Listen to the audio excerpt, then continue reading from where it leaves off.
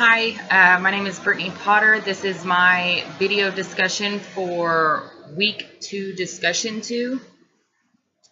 This is a video regarding the plaintiff, Alex Sparks. She is suing Ashford Hospital, who is delegated and spoken for by Georgette. And we are, as the jury, we are trying to determine who we're going to side with. I am siding for the plaintiff, Alex Sparks. The first video I watched was Georgette's, and I thought she had a really good case. I thought that I was probably going to end up siding with the hospital. She did her job well. She made it seem like, the hospital really didn't do anything wrong. It was okay for Alex's supervisor to have that information, and that the information was not that big of a deal. And therefore, I was originally siding with the hospital and Georgette. After I watched Alex's video, I am compelled to side with the plaintiff.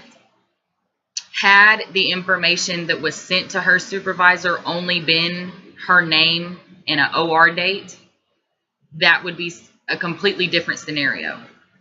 But the information that was sent to her supervisor was her social security number, as well as the fact that she had seen a psychiatrist. It was all of her PHI, protected health information, was sent to her supervisor. There was no reason for that. Her supervisor was not on the OR team. Her supervisor was not in any kind of a surgical area where she would need any of that information.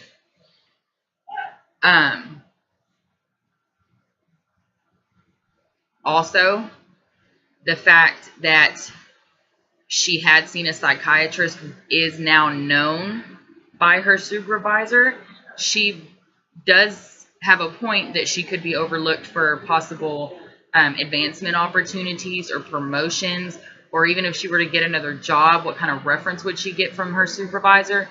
And that is grounds for a trial and to side for the plaintiff. One thing that the hospital could argue is that the supervisor did not intend to use that information maliciously. She may not have.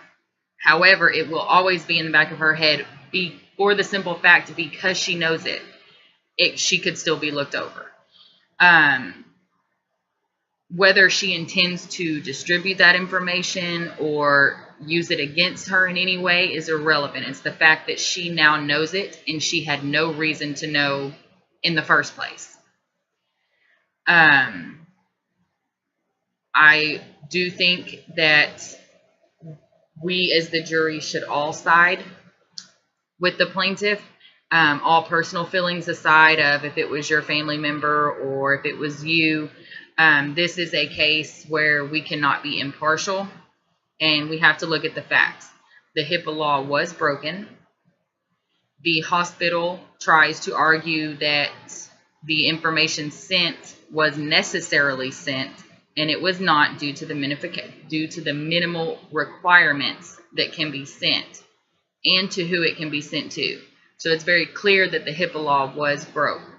I don't see how we could side with the hospital in this, but my vote definitely goes for the plaintiff, Alex Sparks.